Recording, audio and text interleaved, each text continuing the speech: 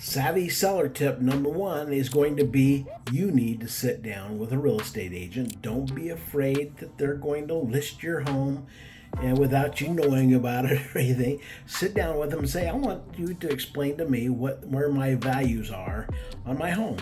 Because you know what? The thing that makes a home value worth what it is what other homes have sold for in the neighborhood. Well, we as real estate agents, we have that information.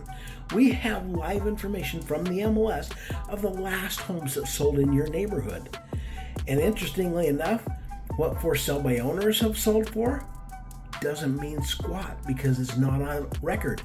Now, if you can get their closing documents and stuff that way and see that, who wants to do that? Somebody come knocking on your door and said, hey, I want to know what you sold your house for. Would you give them the information?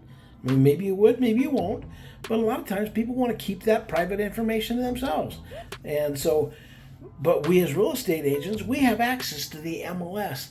All the information about what that house is like, how many square feet, how many bedrooms, how many bathrooms, if it had a basement entrance.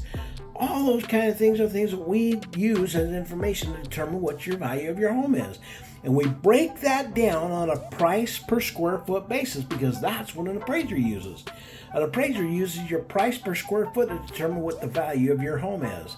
If your home is 2,400 square feet, we as real estate agents, we want to try to find other homes in your neighborhood within a mile, if we can, that are other homes that are like yours with around 2,400 square feet, give or take 200 or 300 or maybe even 500 square feet difference, and find out what those homes sold for price per square foot, because that's now what your home is worth per square foot, give or take a little bit. Now, that's not all. That is an important part of it, but one of the other important things is what would your home be like? How would it rank if it were on the market today?